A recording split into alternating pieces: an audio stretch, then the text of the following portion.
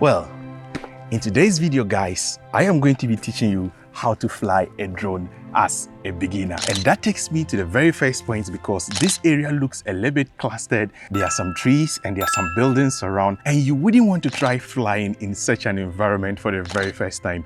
You need a place where you are rest assured that if something goes wrong, the drone wouldn't fly right into a tree or hitting a house or something. So let's go find an empty field, and that is the best place to fly your drone for the very first time as a beginner. And the drone we are going to be using for today's tutorial is the Mavic 2 Zoom, which I've owned for almost 6 years now. Let's go find such a space.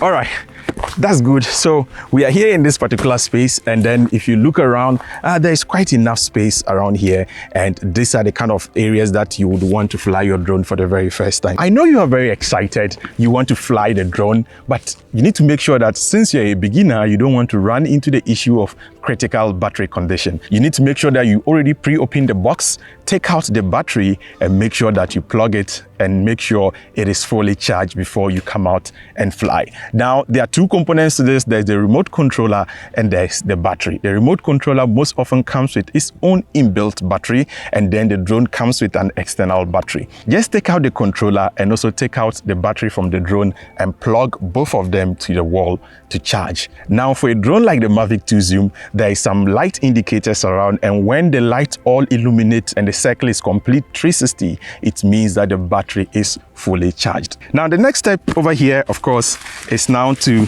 just simply take out our drone. And so all we need to do is just to put in the battery, and then whilst putting in the battery, we need to make sure that we hear the click sound.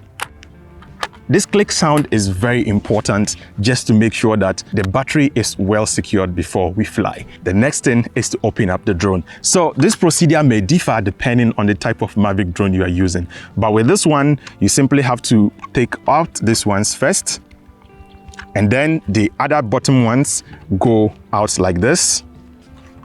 And then from that point, we have the drone like this, ready for the propellers to be installed. There's a protector here which is protecting the gimbal. The manufacturers always put such a thing in to make sure that the gimbal is well protected during transportation. So because of that, it holds it in place. However, when we turn on the drone, you would realize that it has to calibrate itself. Hence, it needs to be able to move around.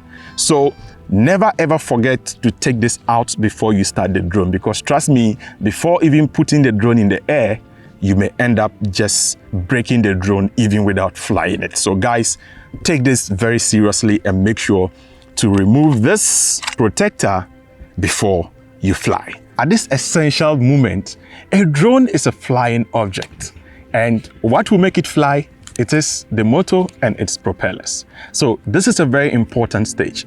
And now, one thing you need to take very key note is that not every propeller can enter any of these other holes. So what do we do?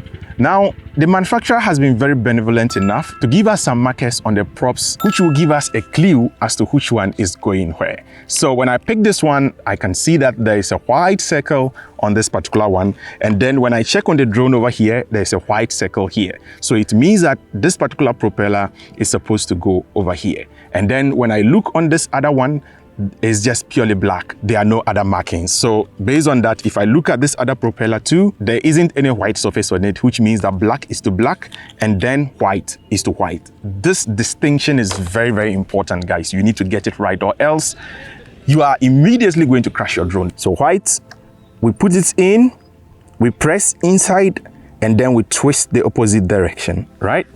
We pick the black one, black is to black, put it in, and then twist the opposite direction. Now we look for the next one. This is white, and then this is also white. So white is to white, press in, twist opposite direction. And then the last one, black is to black, push inside and twist opposite direction. And then voila, we have all our props in, ready to go. One thing a lot of people always ask me is that, can I fly the drone just like this without opening the things up? Yes, you can. If you leave them like this and you start the drone, automatically the props would unfold by itself. So don't freak out if you forget to open it up or whatsoever. But hey, since we are beginners, just to be safe, let's just go ahead and open this up. The next essential step is that whilst this flying object is in the air and we are moving, we need to be able to control it. And that takes us to the controller.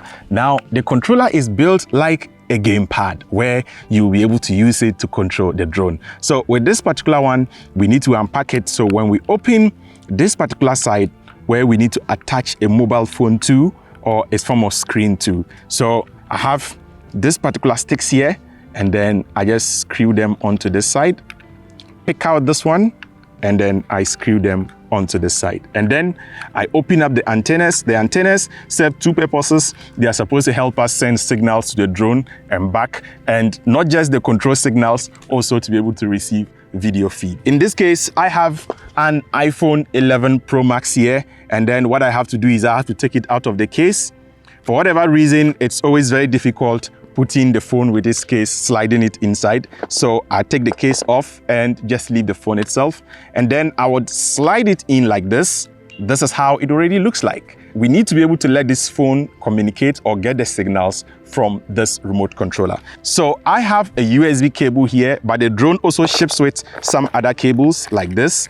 So your drone may come with something like this where you can simply plug it to the side of the remote controller. In my case, I prefer to use third-party cables, which are actually stronger in my case. So there's a USB port beneath the remote controller here. So all I need to do is just to plug it in and then use the other side and plug it into my iPhone. Now, the other thing I did before plugging in my phone already was to go to the App Store and I downloaded the DJI GO4 app. Now, depending on the type of drone you are using, you may be required to download another type of app. If you look on the original drone box, it will tell you exactly which of the apps you are supposed to download from the App Store, whether you are using Android or you are using iOS. So this detail is very important, guys. You cannot just plug in a random phone onto a drone and expect it to start flying or expect it to start running. You need to make sure that you have the drone app installed on your phone. And for those of us using Android, I have bad news for you that if your RAM is below 2 gigabytes, I'm sorry, your phone will not be able to run this app or you will not be able to use it to fly a drone. Even if you can, trust me, the interruptions will be so much, there's going to be so much scratches on the video feed. So trust me, I've done this so many times from experience. I would prefer you use a high-end Android phone, or most preferably, just use iOS devices because they are way smoother from my personal experience. So once we have all this ready,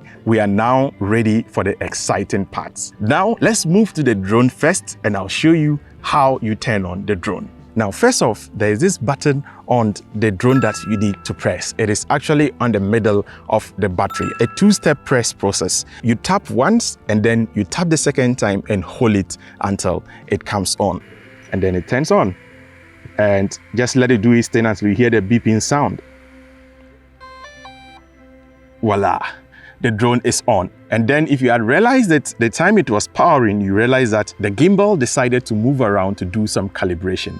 Guys, this is why it is important that you don't forget to take out the protector before you turn on the drone, because trust me, you can break the drone even before putting it into the air. So 1 and 2, hold. It will try to find a connection with the drone, and then once it's connected, it is going to let us know. So straight off, it's going to show us a lot of information about the drone on the drone controller screen that we have over here. All we need to do is to scroll through our phone, and then we select the DJI GO4 app, and then wait for it to do its thing. It's going to boot over here. One thing to take very key note is that if this is your first time owning a DJI product or owning a drone, it is going to ask you to create an account with DJI in order to be able to use all these services. And from my experience, there's no way to bypass this. So I would say that make sure to download the app and pre-do the sign-in even before you step out of the house, because there are cases where people buy drones and then they are excited about it, they download the app, they don't do any sign-in, and they drive so many miles to a countryside and get there only to realize that they need internet in order to sign in. Now that the app has opened, it's going to ask us to calibrate our drone.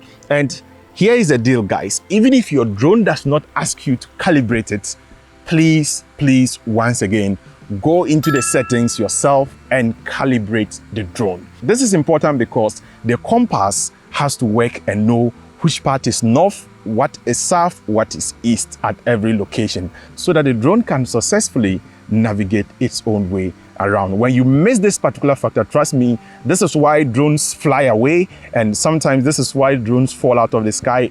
Disregarding some of these safety features is your first step to making sure that you lose your drone. Once we click on the calibrate over here, it's going to ask us to press start button. We press the start, and then it's going to give us the instruction.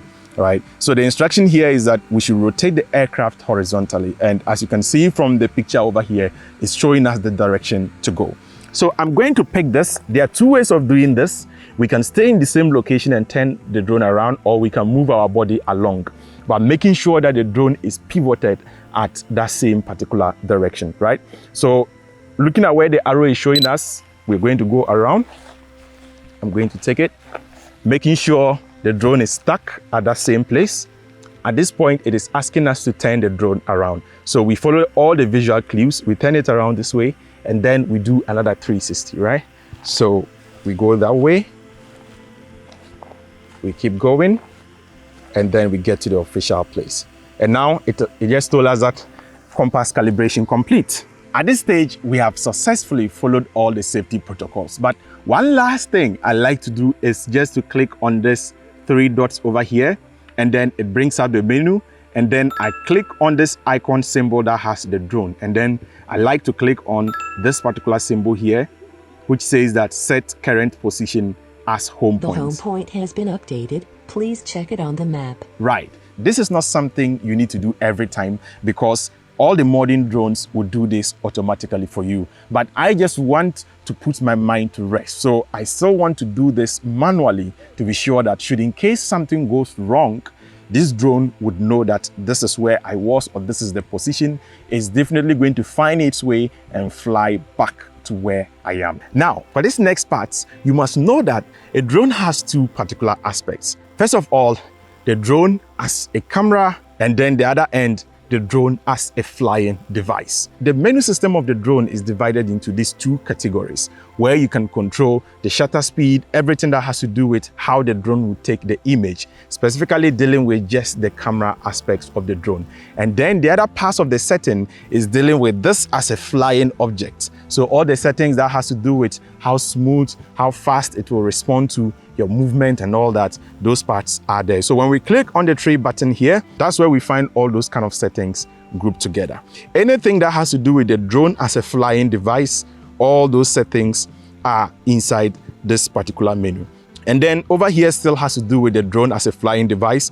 That's all the obstacle avoidance, so that when the drone finds an object, it either stops or navigates its way around it. And I can guarantee you that all the symbols are very self-explanatory. So as you can see, the pad that also deals with the remote controller has a remote controller symbol attached. And then the next one also deals with the remote controller. This deals with the signals and all that. But at our level, all we need to know is just what I've just shown you. So the other thing is that there is this 3 lines beneath here. When we come to it, it takes us directly to just the camera settings and nothing about the drone and all that. So this is strictly about the camera. And now, since this is a beginner tutorial, I would advise that we just keep this on auto over here. And so once we put it on auto, automatically, as you can see, we begin to see the image. It has already readjusted everything, and then we can already see the grass lying in front of the drone. With all this in place, we are ready now to put the drone in the air. But before that, if you are getting a lot of value out of this video, please make sure to click on the like button, and please make sure to subscribe to this channel, because this channel is on its way to 20K subscribers as at the time of making this video. And it will be awesome to have you all join this family where we share knowledge on photography, cinematography, and all its related branches. Thank you so much for clicking on the subscribe button and liking this video. I am staggered by your generosity. Let's get back into this video. We are ready to now fly. I've moved away from the grassy area because here has concrete on the ground. So I just wanted to be sure that the props are not running into any grasses on the ground and all that. So I'm going to be giving you another perspective right here on this phone so that you can see the controllers. So what we are going to do is that we are going to hold the two sticks together, we are going to push it down. The props are going to start to roll. Now, the rotation level at which the drone is going to start wouldn't be enough to be able to lift it. So let's take it like in a regular airplane, like the taxiing mode. The taxiing speed will not be able to take the plane up, but it is just right enough to be able to position it well in order to gather the right momentum or the right speed to be able to rise up. So that is the same thing. So let's start with the taxiing mode for this. The taxiing, let's put it down. Okay, so right from there, we can hear it saying takeoff. So at this moment, we are currently taxiing. With this particular knob here, when we push it on top, the drone is going to rise. When we push it down, the drone is going to come down. And then this particular knob over here, when we push it forward, is going to go forward, and when we push it back, the drone is going to go back. Here is the thing, you need to make sure that the drone is facing away from you. What do we mean by that? Now, at the back here, as you can see, this is the back side of the drone. So you must make sure that the back side of the drone is facing you, and then the camera is facing away from you. This is how you know the exact side of the drone. Now, why is this important? This is important because if the drone is facing away from you, left is left and right is right. However, if you turn the drone around, all of a sudden, left becomes right and right becomes left. Now, once we start implementing this, you would see what I'm talking about. So let's take off, and then you would see exactly how this feels. Right. So let's do this. As you can see, the more I move this up, the more it rises. So at this point, once I start raising this up, as you can see, the drone is raising up. And then once I start moving this down, the drone is going down, right? So up, up, up, up, up, up, up, up, up, down, down, down, down, down, down, move up, up, up, up, and down, right? So with this, we are now going to move forward and back. So this particular knob here is the one which is supposed to be able to control the front and back, right? So let's do this. This is front. So let's go front. And the drone starts to move away from us. As we can see, it's going. So if we pull it backwards, the drone will start to come back towards us. So this is pulling it back. And then all the sounds you are hearing is detecting me as an obstacle. So the drone would automatically stop when it finds an object which it feels like it's trying to run into it. That's how advanced these new drones are. So I would advise that keep it on. The more you become advanced, you may not need this obstacle avoidance because it can be sometimes very annoying. As you can hear, it's beeping at every single thing, right? But when you are beginning, I would just recommend that you keep this on for your own safety and the safety of the drone. The other thing is, like we said in the beginning, make sure you are practicing this all alone in the middle of nowhere. Make sure there are no people around so that you wouldn't run into people, or make sure there are no trees nearby so that you wouldn't run into trees and all that. You would have enough time to be able to react. So by default, this same one on my right, which controls the forward and backwards, is the same thing that will let the drone go left, and the same thing that will let the drone go right. So left, pulling it to the left, and pulling it to the right. And then you would realize that these are very, very slight movements. It is not like I'm pressing the thing all the way or pressing it this way. They are just slight movements. Just look at how slight the touch is, and then watch the drone move. Just slightly, then this way again, slightly to the other side. Right, so you don't want to overpress the buttons. It's just slight movements. After all, at the end of the day, it is just footages we are trying to capture, and the more stable and the more slow it can be, the more quote-unquote cinematic the footage is going to look, and we are all looking at capturing very great footage. It doesn't make sense to buy a drone as expensive as this and your footage wouldn't be nice at all. So it is very important that you take your time and then go through to get the best shots. I told you that you need to make sure that the drone is always facing away from you. Now watch, as usual, left is our left, right is our right. Now see what happens if we turn the drone facing us. Let's turn the drone around, and then we use this button to turn it around. We turn it, keep turning, turning, turning. At this point, the drone is facing us, right? So see what happens. Our left becomes right, and right becomes left.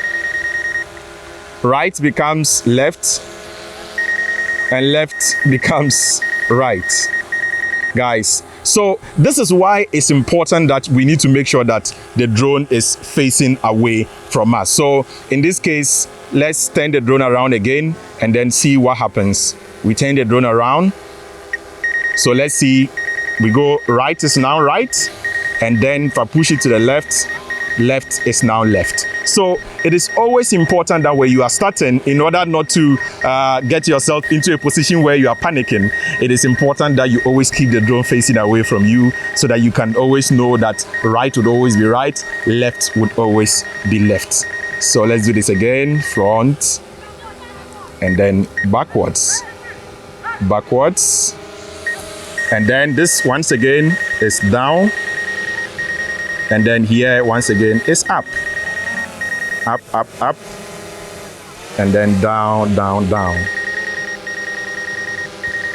Right, and so as you can see on the drone screen right here, it's telling us obstacle, and that is because the back obstacle avoidance of this drone is detecting that I am standing here, which means that it is warning me of the danger that there's an obstacle right behind the drone, and that is how it works. And on the interface of the whole drone, you can see a lot of information over here. If you do want to see me with another tutorial talking about what all these menus on the drone does, please let me know in the comment section below, and I'll consider making such a video. Now, we cannot end this video without showing you how to land. How about you take off and then you can no longer land? Now, let me show you how landing is done. Now, let's go to the right. You just need to make sure that you are holding the left button, and then you push it to the ground just as you want to bring the drone down. Keep going until it says landing.